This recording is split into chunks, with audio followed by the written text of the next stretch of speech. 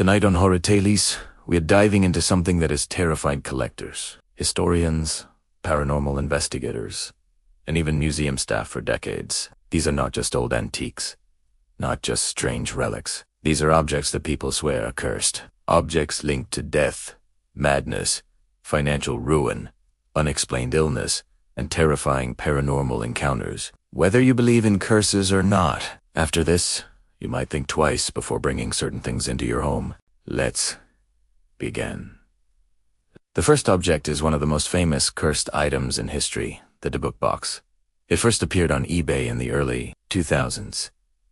The seller claimed it once belonged to a Holocaust survivor who had kept it locked, warning her family never to open it. According to the story, inside the cabinet was said to be a D-book, a restless spirit from Jewish folklore. The man who bought the box claimed that almost immediately, strange things began happening.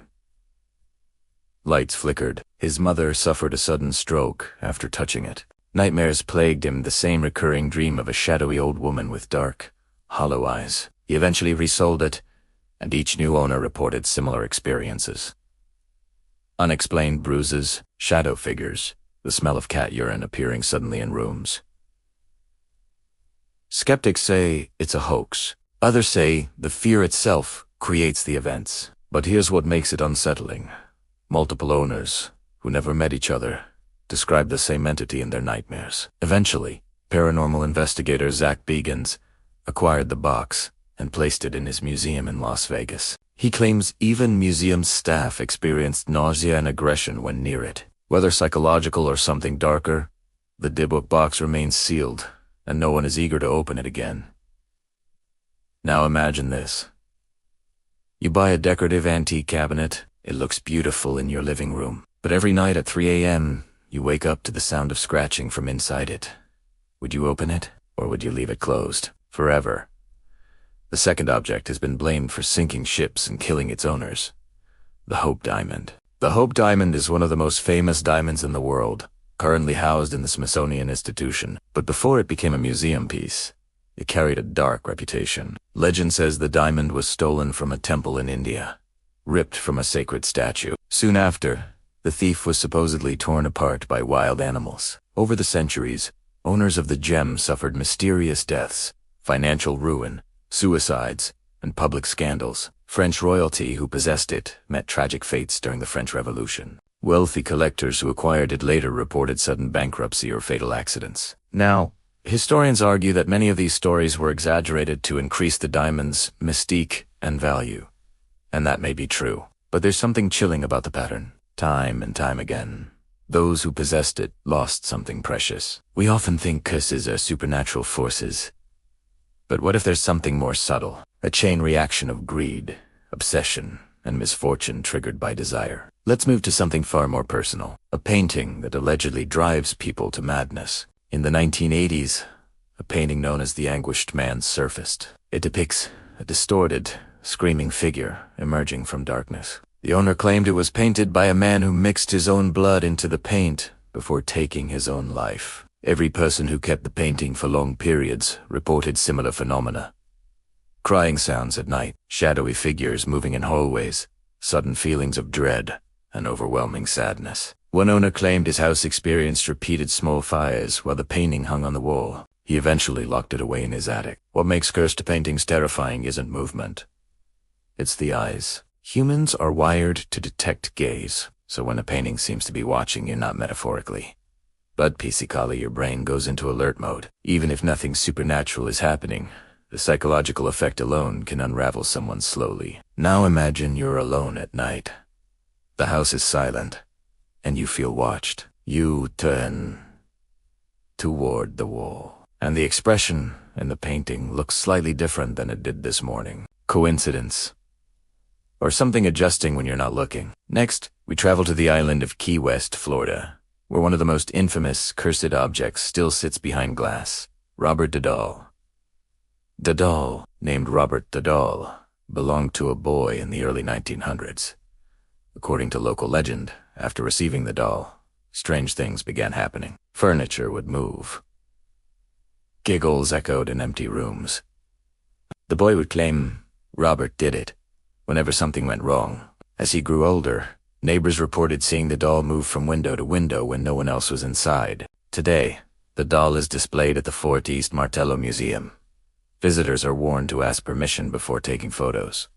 Why? Because many who mocked the doll or took pictures without asking later reported car accidents, job loss, broken bones, or sudden misfortune. The museum even keeps apology letters from people who believe Robert caused their bad luck. Think about that. Grown adults writing letters to a doll, begging forgiveness. Is it mass hysteria? Suggestion, or something about certain objects that holds emotional residue from decades of belief. Now let's talk about something more modern, a chair. Specifically, the Busby stoop chair in England. Legend says that Thomas Busby, a convicted murderer in the 1700s, cursed his favorite chair before his execution. He supposedly declared that anyone who sat in it would die. Over the next few centuries, multiple people who sat in the chair reportedly died shortly afterward, often in accidents. Eventually, a pub owner donated the chair to a museum, where it now hangs suspended high on a wall, so no one can sit in it again. Here's the unsettling pattern with cursed objects. They don't kill instantly. They linger. They attach themselves to coincidence. You sit in the chair. A week later, you're in a car accident. Is it the chair or life? Humans look for patterns, and once a pattern forms, fear strengthens it. But fear is powerful, and sometimes powerful enough to shape reality. Let us shift to a case that investigators still debate: the conjured chest of Louisiana. This antique wooden chest was allegedly used in occult rituals in the 19th century. Every family who inherited it reported illness, financial ruin, or sudden tragedy within a year. A paranormal team once attempted to document activity around it. The recording equipment malfunctioned repeatedly. Batteries drained instantly. One investigator fainted unexpectedly. Skeptics argue old wood can contain toxic mold. That mold exposure can cause hallucinations, illness, paranoia. But here's the question: why did misfortune follow the object wherever it went? Now, consider this from a psychological angle. Objects carry stories. Stories carry emotion. Emotion influences behavior. If you believe something is cursed, you may subconsciously make decisions driven by anxiety. Anxiety leads to mistakes. Mistakes lead to consequences. And suddenly, the curse becomes real. But not every case can be explained that way. There are reports of objects moving, of temperature drops, of identical nightmares among different owners. Take the case of a simple mirror recovered from an abandoned asylum. Every person who kept it reported seeing figures in its reflection, but only in peripheral vision. When they turned to look directly, nothing was there. One owner covered it with a sheet. Every morning, the sheet would be on the floor. He eventually smashed the mirror and claimed he felt immediate relief. Placebo, or release. Throughout history, humans have feared objects because they represent permanence, a person did, but their belongings remain.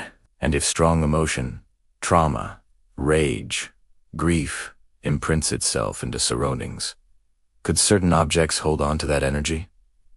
Science says no measurable evidence exists, but experience tells many a different story. Here's something to think about. If you buy a second-hand item from an estate sale, do you know its history? Do you know who owned it? What happened around it? Most of the time, nothing. But sometimes, people claim they bring something home that changes the atmosphere instantly. Cold spots, unexplained tension, arguments increasing, sleep paralysis beginning for the first time. The mind is powerful.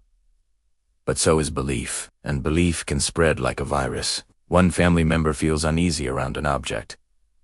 They tell others. Soon, everyone associates it with negativity. The object becomes a focal point for every misfortune, and eventually, it earns a reputation. But occasionally, there are cases where even skeptics step back. Museum curators, refusing to touch certain items without gloves. Collectors who return artifacts after repeated accidents. Indigenous communities warning outsiders not to remove sacred relics, because sometimes curses are less about magic and more about disrespect. Removing an object from sacred ground, ignoring cultural warnings, treating something symbolic as decoration. What we call a curse might be consequence, and that might be even scarier. Because it means the world doesn't need ghosts to punish us. It just needs imbalance. Now I want you to imagine something. You're at a flea market. You see a beautiful antique music box. The seller says it came from an old manor house. You bring it home. At night, you hear faint music. You assume it's imagination, until you wake up at 3 a.m. and it's playing on its own. You check the mechanism. It's broken. There's no way it should function. But it does. Night after night. Would you keep it, or would you throw it away? And if you throw it away, what if it returns? Cursed object stories endure because they tap into something primal. The fear that inanimate things might not be entirely inanimate, that something unseen lingers, watches, waits. Whether the D-book box holds a spirit, whether Robert the doll truly moves, whether diamonds carry tragedy. What makes them powerful isn't proof. It's pattern, repetition, consistency, across unrelated witnesses, and the way people react. Fear feeds narrative.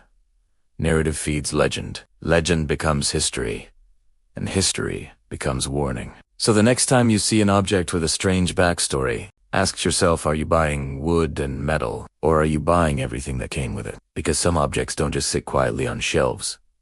Some carry whispers. And sometimes those whispers follow you home. If this episode of Horror Tales made you think twice about what is sitting in your house right now, make sure to like, share, and subscribe, because there are many more stories hidden in plain sight, and not all of them want to stay silent.